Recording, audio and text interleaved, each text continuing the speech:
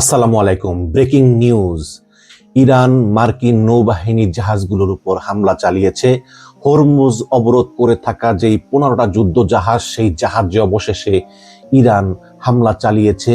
Drone দিয়ে, rocket launcher দিয়ে, আরো বিভিন্ন মিসাইল দিয়ে হামলা চালিয়েছে এবং এতে আমেরিকার ব্যাপক ক্ষয়ক্ষতি হওয়ার সম্ভাবনা রয়েছে। আমরা যদি ইন্ডিয়া টুডের খবর পড়ে শোনাই, হরমুজ প্রণালী ঘিরে উত্তেজনা আবার বিপজ্জনক মোড় নিয়েছে। আমেরিকা একটি ইরানি জাহাজ জব্দ করার পর পাল্টা পদক্ষেপ হিসাবে মার্কিন সামরিক জাহাজে বড় ধরনের ড্রোন হামলার দাবি করেছে ইরান। নরবরে যুদ্ধবিরতির মধ্যেই এই ঘটনাগুলো দুই দেশের মধ্যে সংঘাত নতুন করে তীব্র হওয়ার আশঙ্কা আরো বাড়িয়ে দিয়েছে। ইরানের আধা সরকারি বার্তা সংস্থা তাসনিম নিউজ বলেছে, যুক্তরাষ্ট্র একটি ইরানি বাণিজ্যিক জাহাজ গুলি করে সেটি জব্দ করার পর ওমান সাগরে মার্কিন সামরিক জাহাজগুলোকে লক্ষ্য করে ড্রোন হামলা করে ইরানি বাহিনী। প্রতিবেদনে বলা হয়, এই হামলা ছিল ওই মার্কিন অভিযানের সরাসরি প্রতিশোধ। তবে হামলার পরিমাণ, কতগুলো ড্রোন ব্যবহার করা হয়েছে এবং এতে মার্কিন বাহিনীর কি পরিমাণ ক্ষতি হয়েছে তা নিয়ে বিস্তারিত জানা যায়নি। আপনারা জানেন, গতকালকে মার্কিন president Donald Trump social media Truth সোশ্যালে বলেছেন যে তারা একটি ইরানিয়ান জাহাজ আটক করেছে, নাম হচ্ছে টুস্কা। এই টুস্কা আটক করেছে। এটা বিশাল বড় জাহাজ, একদম উড়োজাহাজ ক্যারিয়ারের মতো এত বড় জাহাজ। তাদেরকে বলা হয়েছিল তোমরা এসো না, তারপরও ইরান মানেনি। ইরান বলেছিল এটা আমাদের এলাকা, তোমরা বাধা দেওয়ার কি। তারপর আমেরিকা জাহাজটাকে আটক করেছে।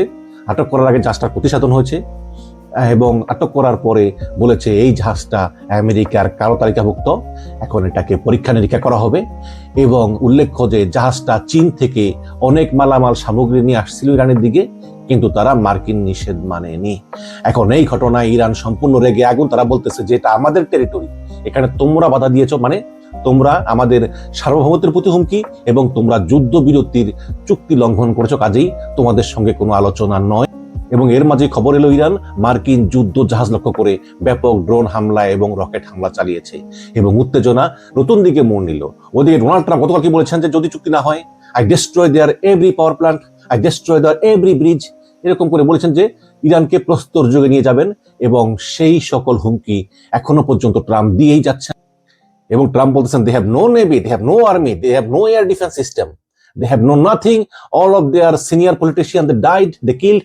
সুতরাং এখানে আসলে ইরানের কিছুই করার নেই। কিন্তু বাস্তবিক দিক দিয়ে মনে হচ্ছে যে আসলে ইরানি যুদ্ধের কন্ডিশনগুলো ঠিক করে দিচ্ছে যে আমরা এই হলে বসবো, হলে বসবো। এবং সবচেয়ে বড় কথা, দুইটা বিষয়, একটা হচ্ছে যে ইরান পারমাণবিক অস্ত্রের আকাঙ্ক্ষা ত্যাগ করবে না, যেটা বর্তমানে সবচেয়ে প্রভাবশালী যারা আছে, বিশেষ করে ইরানের প্রেসিডেন্ট মাসুদ পেজেশকিয়ান, তিনি বলেছেন যে পারমাণবিক অস্ত্র আমাদের সার্বভৌম অধিকার। এবং আইআরজিসির স্পোক্স পারসন, আপনারা কিন্তু আইআরজিসি দেখবেন না, ইসলামিক রেভলিউশনারি গার্ড কর্পস, তার সামনে আসে না। তাদের মুখপাত্র ইব্রাহিম আল ফকর, তিনি নিজেও টুইটারে বলেছেন যে পারমাণবিক অস্ত্র আমাদের সার্বভৌম অধিকার এবং এটা আমরা তৈরি করবই, এই ব্যাপারে কোনো আপোষ নাই। এবং হরমুজের উপর যে নিয়ন্ত্রণ, হরমুজ দিয়ে যেই জাহাজ যাবে আমাদেরকে টাকা দিতেই হবে, এর কোনো বিকল্প নাই। এবং এগুলো যদি যুদ্ধের মাধ্যমে আদায় করতে হয়, আদায় করব, এর বাইরে বিকল্প নাই। এবং এর ভিতরে ট্রাম্প বলতেছে যে দ্বিতীয় দফা আলোচনা, প্রথমবার বলছে JD Vance, vice president JD Vance, তিনি যাবেন না, যাবেন স্টিভ হুইটকফ এবং জ্যারেড কুশনার। কিন্তু পরবর্তী আবার বলছে না, জেডি ভ্যান্স যেতে পারেন। প্রথমে বলছিল যে নিরাপত্তার কারণে জেডি ভ্যান্সকে পাঠাবেন না, কিন্তু পাকিস্তানে এত নিরাপত্তা সংকট তো জানা ছিল না।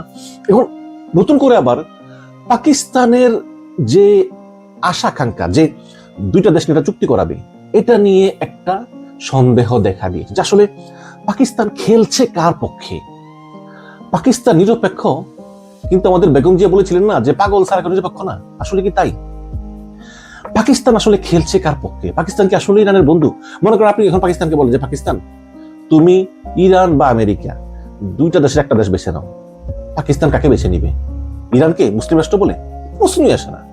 পাকিস্তান বেছে নিবে আমেরিকাকে, কারণ তার সঙ্গে চললে তার লাভ আছে, আরো বিভিন্ন ভূরাজনৈতিক সুবিধা আছে, তাই না? তো এই যখন অবস্থা, এর ভিতরে খবর হলো যে পাকিস্তানে মার্কিন সামরিক বিমান নামতেছে।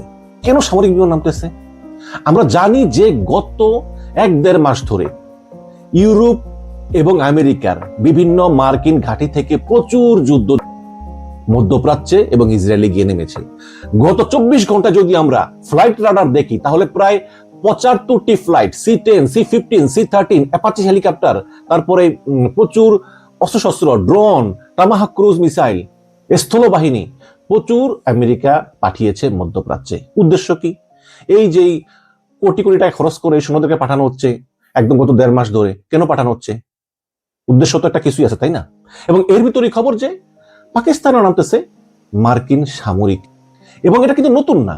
আপনার খেয়াল আছে যখন বাইডেনের আমলে বাইডেন ঘোষণা